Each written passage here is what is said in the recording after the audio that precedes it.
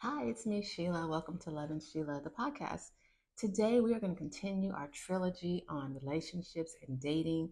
I know it can be a battlefield or a jungle out there, but when you're properly equipped, we can better manage it. So, I'm sharing a couple of actually, three of my experiences after my divorce that helped me formulate my approach to dating moving forward. I hope it helps you. Here we go.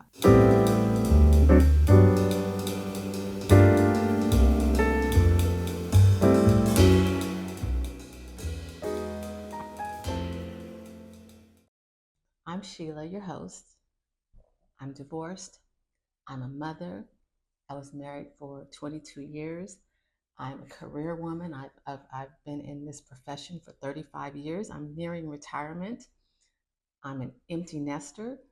And this is a platform where I share my experiences with motherhood, parenting, marriage, relationships, dating, career, um, just taking care of yourself and everything that pertains you and becoming whole and also being healed and approaching life boldly and getting the things that you want and making life what you want. That's what we do here. And that's what we're focused on here at Lovin Sheila. And so if you're about that life too, go ahead, take a moment right now and subscribe to my YouTube channel or even join me on TikTok at Lovin Sheila or IG at Lovin Sheila, the podcast. We're going to be doing a lot of fun, creative, and healing and evolution oriented things in the coming months. So please join me. Subscribe today. In this episode, I want to continue in my trilogy of dating. Initially, when I first started in this, I talked about how I unexpectedly and unpreparedly entered dating, and then in the second episode of the trilogy, I talked about the relationship and that I started, and again, kind of unexpected and unanticipated. So there's kind of a theme here. I was not prepared for anything that I started, but I was always game. I always gave it that college try. Let's go, let's do this, because I feel very capable and very confident and very self assured. So I'm like, always like, why not? I always had this attitude like, how bad could it be? And a lot of these things weren't bad, but certainly some areas that I needed to grow in and some areas that I want to share with you. Maybe some of you can avoid some of the mistakes that I made in dating. I want to pick up where I said that I met someone and we got involved kind of unexpectedly because what I was planning to do is kind of just enjoy myself and do some fun dating. So I was kind of just dating, nothing seriously, nothing too involved, just fun dating. But once we entered into this relationship, obviously my fun dating had to stop and I had to cut some people off. And so I did. And however, there was one person that I kind of felt I got a little more involved with. We had had several dates and had a lot of fun, went to some concerts and movies and dining and things like that. And the conversation was changing. More questions were being asked. There was more inquiry, more interest about me and where I came from and everything about me. And so I felt like we were actually kind of going somewhere. And but however, once I started to get more involved with this other person as we advanced a little further, I had to cut it off with him. And I really didn't know how to do this because I was really inexperienced and I hadn't been dating in a while and I just couldn't find the word. I didn't quite know how to tell him like the truth. So I took the path of least resistance. I ghosted him. And eventually he stopped calling and I proceeded with my relationship. And my relationship lasted for about a little over a year. And once it was over, I actually thought about the gentleman that I ghosted. And I wondered, what would have happened? What might have been? And so the opportunity presented itself for me to kind of get in contact with him low key because it was his birthday. And so I just sent him a birthday greeting and just said happy birthday. And he responded and he was happy to hear from me and just kind of said, where have you been? Blah, blah, blah. And so we communicated and he said he'd like to see me. He was out of town at the time. And I was like, okay, cool. Let's do it. So we were able to pick up where we left off. Like I said, he was traveling. So when he returned, he said, hey, I want to invite you to this, this game. So he asked me to pick him up at the airport and we went out. I picked him up. We went to eat, and then we went to an NFL game. A great experience, a lot of fun, and it was like a 10-hour date. Very nice. And at the end of the date, I really didn't want to leave. We had such a nice time. I think we had the same experience, but I dropped him off. So, but that was the feeling I had, and I say that because I want to come back to that. I guess I'll bring this home with that. But as we were talking, I told him, I want to take it slow. I don't want to skip any steps. I remember saying that. He agreed, and, and that was our commitment to one another, or that was our understanding. And so I returned, and we spent some time together and continuing to try to take it slow. And we had a few dates, and we even went on a couple of trips. And as it progressed, later I wanted to have conversations, but I noticed that as I attempted to converse about what we're doing and what our intentions are here, he was very quick to answer and kind of like change the subject. And I went along with it. I allowed him to change the subject because, I didn't want to stay in that too long, too long. I just let him know that when I date with intention. I was again reiterating that to him. And he was like, yeah, yeah.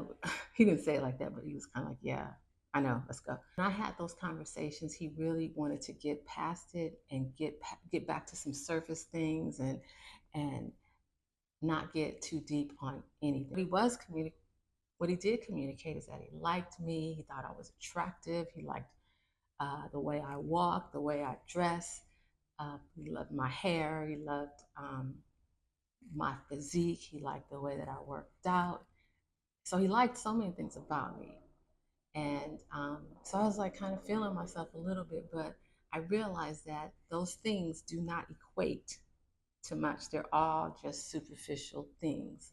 But at the time, I was just like eating it all up. And most importantly, I remember he communicated from the early onset. He said, I just want some feminine energy to be around. And he always told me how he liked my energy, my feminine energy. And so, I was just like, whatever. So anyway, that was the deal. But what I will say is, though he liked all those things, he never indicated an interest in moving forward with getting to know me more intimately as far as who I am and what I'm about and what I want. That was never engaged much after that initial question when I was traveling. We never went back to that. From there, we just stayed right here on the surface. Now, I've articulated to our Lovin Sheila family that I think it takes about a good 4 months to really see what someone's about. And I would give, before I make any commitments, I would give about 4 months to kind of say yes or no or whatnot. And I was going to give him the full 4 months. What I realized is you don't have to give the full 4 months. You can find this out much sooner, and you can be better off cutting ties sooner than later. But I was giving him the full 4 months. I could see every red flag possible. I say that because he got grace just for some of his shortcomings because I was giving him the 4 month rule. So because I liked him, I gave him more grace and I was giving him the full time to do what, or to give me what I needed to see or not give it to me. One way or another, he had time. In the process, I'm having fun, I'm enjoying myself, experiencing new things, and I'm along for the ride. I posted something about polyamory and I made a comment. I don't recall exactly what I said, but he kind of just gave me a happy face to it. He responded, he's like, oh, wait a minute. I just looked at that. That's not what I intended, yada, yada, yada. I was like, oh, okay, because I was thinking you're about polyamory. And so I asked him, are you polyamorous? And he's like, no, no, that's just my friend, blah, blah, blah. Okay, so I accepted that. So I think that was kind of strike one. And then there was a period where I was going to this event, and because he was such a fun person, I was like, hey, come with me. It's a birthday party. But he was out of town, so he couldn't come. But apparently there was a misunderstanding. He thought it was my birthday. And so on that day, he calls me and gets my voicemail, and he leaves me a message and says, happy birthday, Sheila. And that was it. And I was befuddled. I was like, certainly he doesn't think it's my birthday. And certainly if it is my birthday, that's not all I'm getting. So I believed that it was a mistake, so I didn't respond. And then a few hours later, I sent him a text. Did you intend to wish me happy birthday? He's like, yeah. And I was like, I was thinking, are you kidding me? I couldn't say anything. So I thought about it. I thought about it a little, and I was kind of brewing. I was hot. And so I sent him a message a couple of days later, and I said, I really can't do this. This is far too casual for me. That birthday greeting just showed me how casual this is, and I'm not with it. And he responded, and he apologized. In retrospect, I can see this so much clearer now, but he let me know he really thought it was my birthday, and he's really bad at birthdays, and he really enjoys spending time with me and enjoys my energy. And in whatever way we can spend time, he just wants us to be friends for sure. He wants me in his life. And so I was like, okay. He said, let's just go do something. So, we went out, had a nice time someplace. And then I questioned him about that. And, I told him I would certainly expect more if it were my birthday. Like, that's important to me. He's like, yeah, yeah, of course I'd do something, nice for you.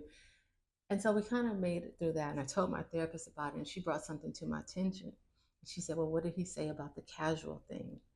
And I was like, nothing.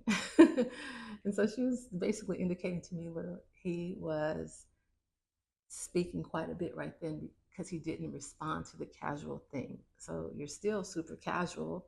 You just might get a birthday salutation or a birthday gift, but he's still going to treat you in a casual way. So understanding that, um, put put a little dagger in me, or a little busted my bubble a bit, because I had to deal with the fact that this is a very casual situation.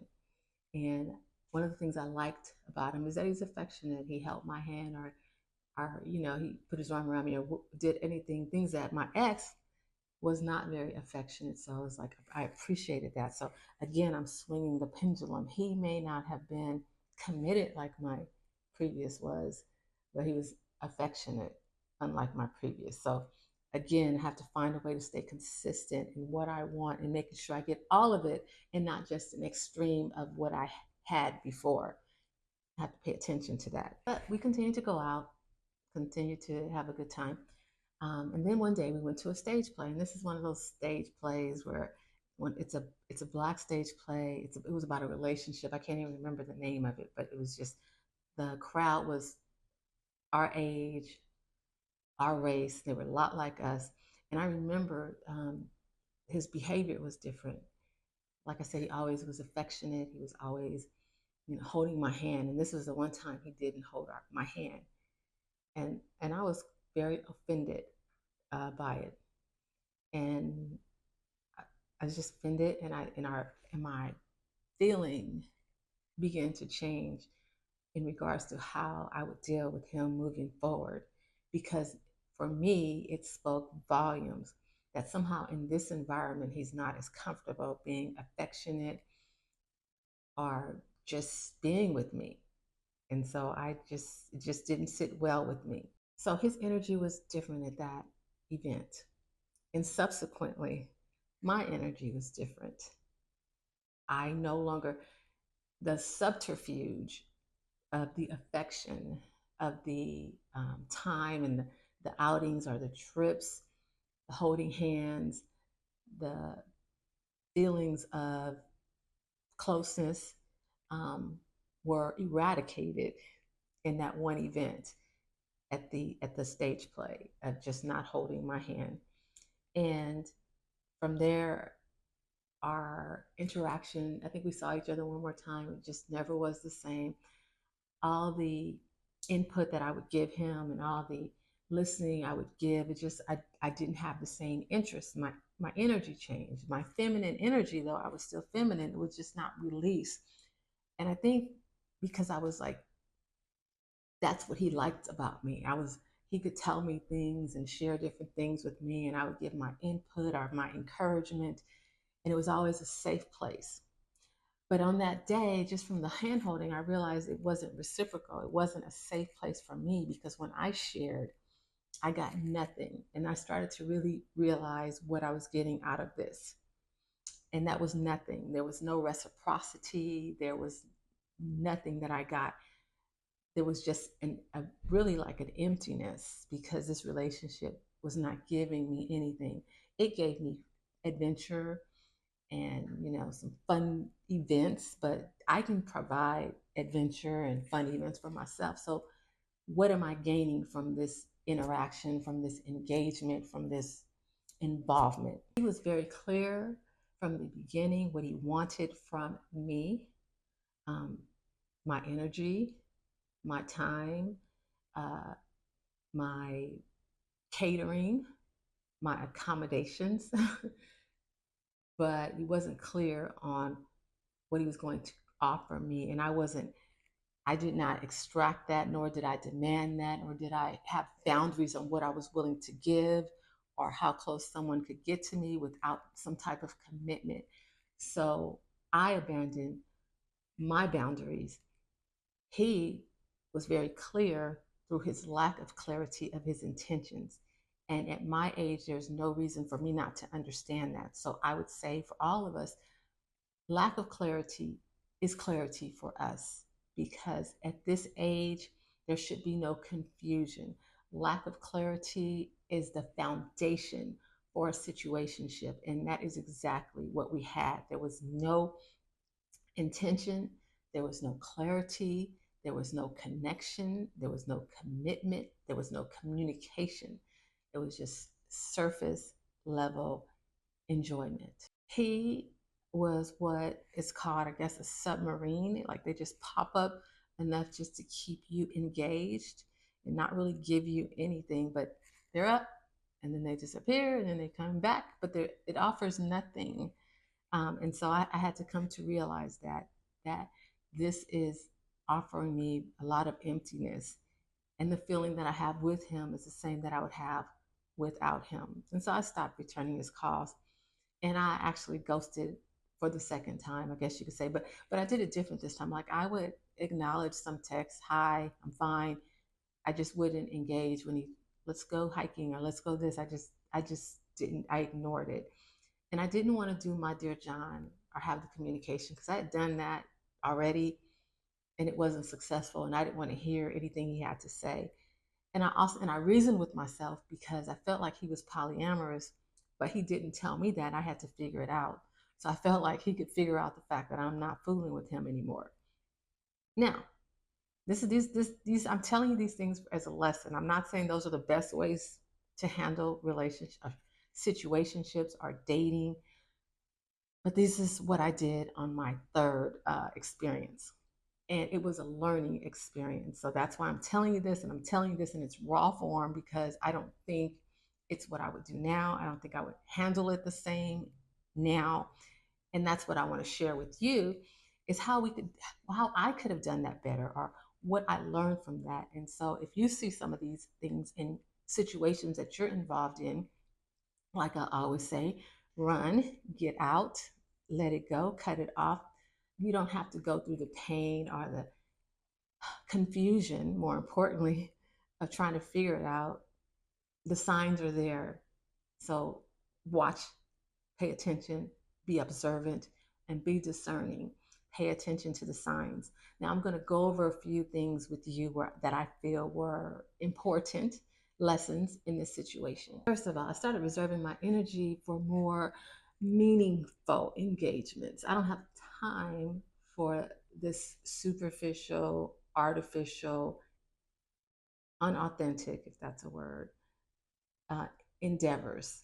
I'm looking for something real. And if it's not real, it can pass me by. I don't care how good it looks.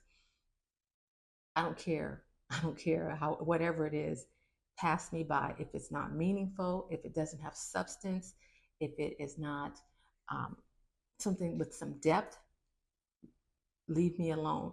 This is the situation where I came up with the mantra: state your intentions, make it plain, or leave me alone. I don't have time to play with anyone. And that's how I feel we should be. State your intentions. Let's figure it out. Let's say what we're about. Make it plain. Like don't leave me guessing. I don't have time to figure it out. I got a full life, a full job, a full mommy duty, a full career, full taking care of me. I don't have time to figure out what you're trying, what your intentions are, or what you're trying to do. Lack of clarity, His lack of communication is the clarity that was needed. And that's all that's it should have stopped right there. But I was so busy trying to make amends, trying to absolve myself for what I felt was my bad behavior and my bad judgment as far as ghosting him in the past and not really handling that like a woman, like the woman that I am, and communicating that I kind of just let him slide in, and he just got in under false pretense or without any type of um, proof or stating of his expectations, or just with an understanding. That's what it is, with an understanding. Sheila's not playing. Sheila's looking for something real. If I'm not looking for that, if that's not what I want, if I don't want a monogamous relationship, then I'm going to let her go because I can't give her what she wants. Or just tell me what you're about so I can tell you, oh, that's not what I'm not available for that. But we didn't have that communication. We didn't have that understanding because it was just like, oh, like I said before, let us just pick up where we left off. We definitely did not have an understanding as we started to see each other again, and it definitely made for a very insecure, unproductive, unfulfilling involvement with each other. He existed as an outlier because he wasn't subject to the standards that I put in place to protect me. He wasn't subject to my boundaries. I didn't apply them. I just let him in because I was feeling guilty for my past behavior. And we have to remember, we have a commitment to ourselves to protect ourselves with our boundaries. We control what is around us and how it interacts with us and how it has access. And though we may have had some poor behavior in the past, we cannot abandon our boundaries. They're there for a purpose, because if I had not abandoned my boundaries in dealing with this man, I wouldn't be having this conversation with you all right now. It would have never happened. I don't think that I was exemplifying everything that I discuss here on Lovin Sheila. Like I said, he was an outlier. He was outside of all the things I believe, and I'm just going to deal with him and like see what happens. He's like a test. I don't have time for tests. I'm at an age and a stage in my life where there's no time for that. It's time for substance. Of the three experiences that I've shared with you, I actually think this was the most dangerous. I think this was the most reckless because it came in the form of all the things I like: the fun, entertainment, adventure, charisma, charm, but lacking all the things that I need: connection, commitment, authenticity, depth. So it was an imposter. It gave me everything on the surface that was delightful and tantalizing to my flesh and day to day. But when I was alone, I was like, what was that? Why? It was an imposter. It was pretty much an imposter. It gave me everything I thought I wanted with no substance to it. But the lesson is, the writing was on the wall all along. He didn't surprise me with anything. He didn't change his colors during the few months where we were seeing each other. He was consistent, consistently unclear, consistently non-committal, consistently avoidant. It doesn't take 4 months to figure that out.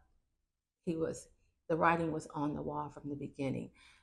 I recall when he asked me about my marriage and why didn't we just, redefine it, like just start seeing other people, open it up. And he said people evolve. And I was like, no, not me. That was that was after the NFL game. I said that, no. So he kind of tested it and I said no. So he knew that wasn't for me. So he didn't need me to explain my previous behavior with the ghosting, because that's in line with what he does: non-committal, not clear. It wasn't distasteful to him. It was what, in his world, it was what was, I guess, okay. But I abandoned my basic needs, and that is I date with hope, with intention, with focus, with the desire for something long-term and real. And I abandoned it for a good time. And that's what I would encourage you not to do. Don't abandon what you need for a good time. And then another thing, I think I blame myself. I blame myself for my bad behavior. And then during the process, I blame myself for when he asked me what I wanted, my inability to communicate with him what I wanted. And I was like, well, maybe he lost interest because I wasn't, being clear and saying, wasn't able to articulate it in that moment. But then I realized there were other times where I was communicating and I was telling him my intentions or what I wanted, and he was avoidant. So don't blame yourself, put guilt on yourself when it really isn't your blame or your guilt to have, because those things are not good. I mean, just take everything at face value. Again, I'm going to say, I can't say it enough, clarity or lack of clarity is our clarity. I know that when a man is serious about something or interested in something, he's going to handle the things he needs to handle. He's going to say what he needs to say. He's going to move like he needs to move to make sure that he's locked in and that you are clear on the direction he wants to take this. I have not seen a man who's interested in me who didn't make it very plain. So, ladies, pay attention.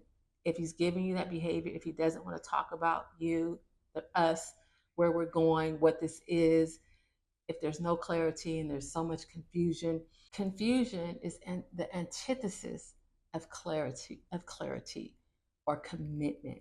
And so when that's happening, I'll say it again: run, get away, get out. And like I said, he liked everything about me from a physical standpoint, but there was no depth to it. And so with that, I would just say that's just sexualizing a person, because you're not trying to be stimulated by my mind or anything else but my physical, just the beauty or whatever you see or what you think is beautiful, but you're not looking deeper to get an understanding of who I am truly beyond the superficial. And so that's important, because anyone who's interested in you wants to know you, and not just what you present, not just how you present, but who you are and what makes you present the way you present. So, pay attention to all these things. I just can't say it enough. And I believe that all of his compliments were sincere. They were absolutely sincere. But compliments do not mean that they are interested in you and have good intentions for you. Discern if that has nothing to do with their interest in you. Compliments are not a source of connection. Um, they just are not. It's just like, I can see a girl in the street. That's a pretty dress. Doesn't mean we have any type of connection or relationship. It's just, oh, I acknowledge that is pretty. There's nothing more. And likewise, that's what was being done to me. It doesn't mean that I adore you or I want to spend the next year with you or I want to be committed to you. It's just me. I think you're kind of cute. That's it. I want to say that compliments, out of the abundance of the heart, the mouth speaks. And a man can love you and he will compliment you. It's just a byproduct of what's in his heart. However, this person in this situation, I think it was the lust of the flesh that would cause one to compliment, just admiring in that way. So it can come from two places: at love, like admiration, the abundance of the heart, or the lust of the flesh. So you have to be discerning. How much do they know about you? Where is this coming from? So now I understand he's not that into me, not like that. He doesn't like me like that. Um, or he's not in a place where he wants to have a monogamous and committed relationship. He's into polyamory. And these are the things that I learned. And while we're in this proving stages, which is what I call that 4-month period, pay attention to everything, everything that's going on, because people are going to show themselves to you. You have to not sweep it under the rug. You have to be discerning. You have to take things for what they are. Don't, sugarcoat it or make it how you want it to be. See it for what it is.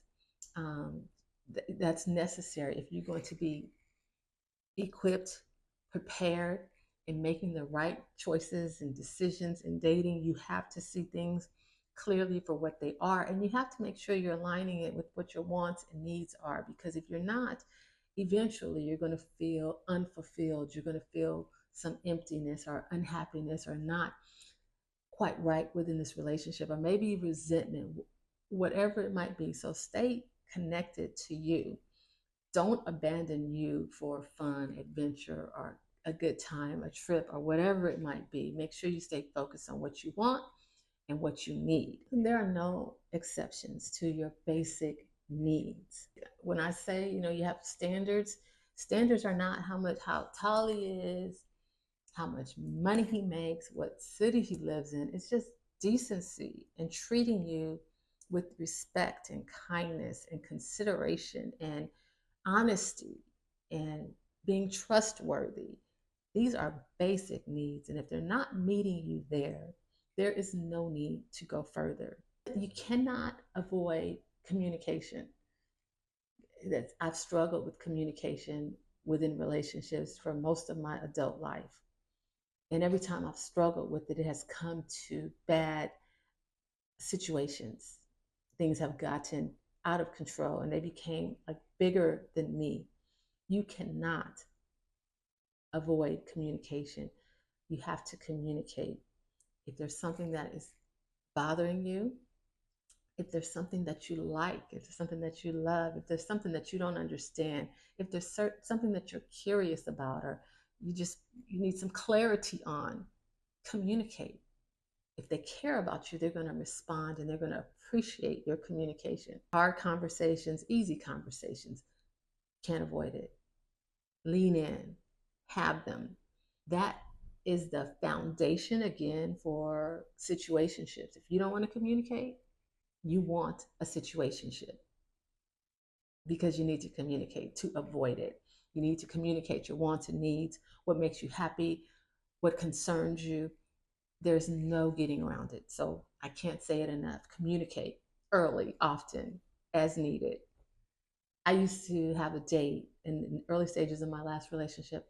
Every week I wanted to talk about where we were, what's going on. And what happened was we got away from that.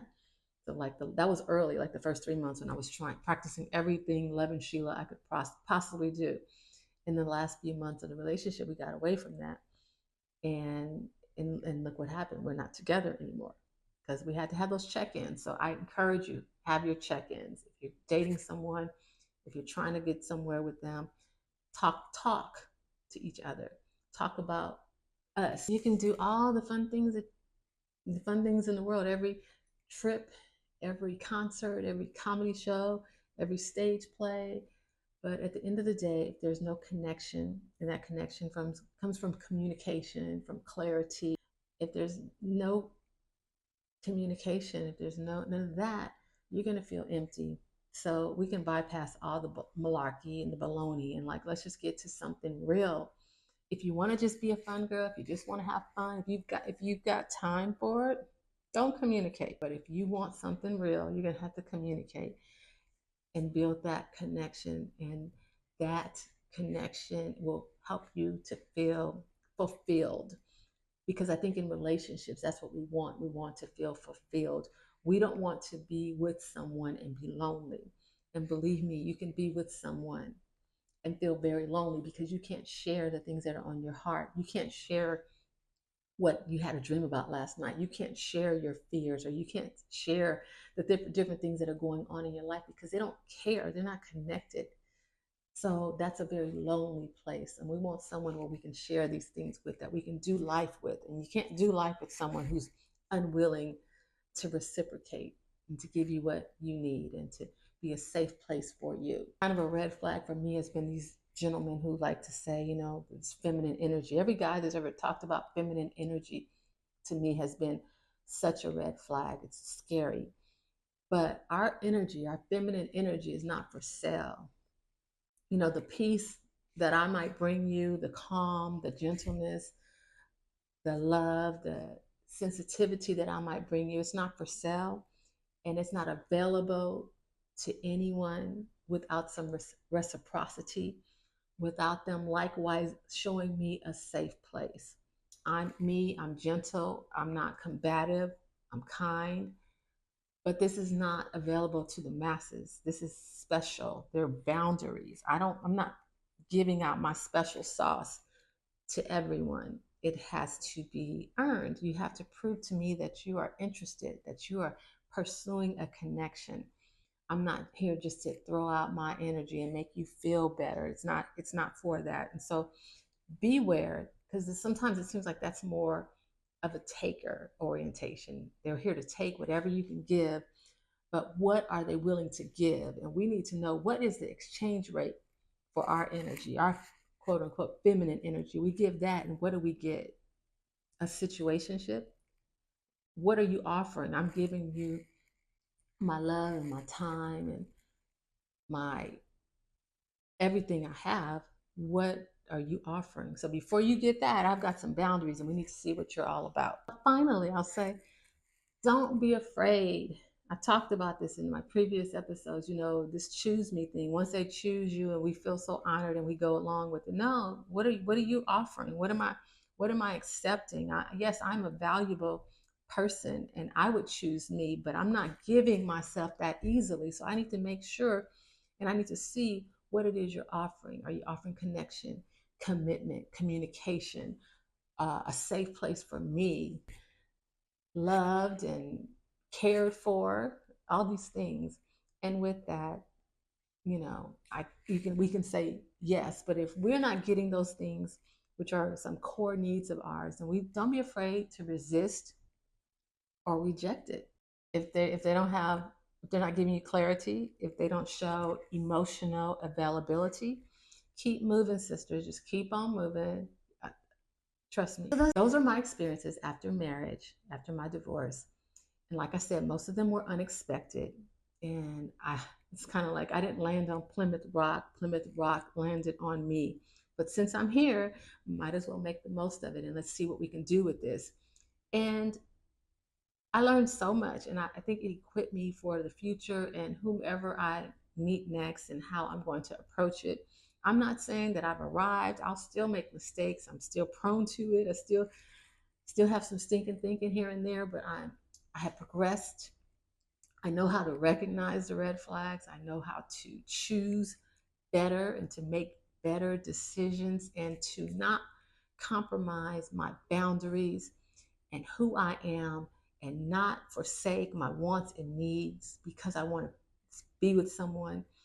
Most important relationship that we have is with ourselves. So we don't want to compromise that for anything that makes us feel less than what we are, undervalued, unappreciated is not for us. So let's make sure that we take care of ourselves, take care of our heart, take care of our soul, our mind, will, and emotions, that we are complete and whole and creating the life that we want. And we can boldly walk into this. And whatever it is, we can do it by ourselves boldly, or we can do it coupled up boldly.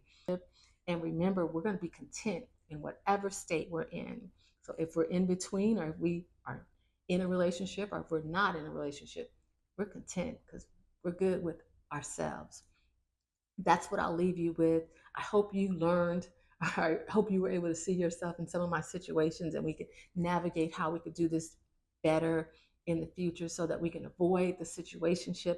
I tell you, I think of all these things, for me, the situationship was the worst because it was the most confusing, and I'm far too old to be confused. Okay. And even if you're 20, no need to be unnecessarily confused. So I hope this helped you. I hope it nourished your soul. I hope it prepared you and better equipped you for your dating journey. From here, we're going to go on and talk about different things and our overall wellness and how we're approaching life. If this resonated with you, let me know. Drop me a line, comment. I want to hear from you. But don't forget to subscribe to our channel or to my channel. Or check me out on IG at Lovin Sheila the podcast or TikTok at Lovin Sheila. But until then, take care of yourself, and I'll see you on the next Lovin Sheila. Bye for now.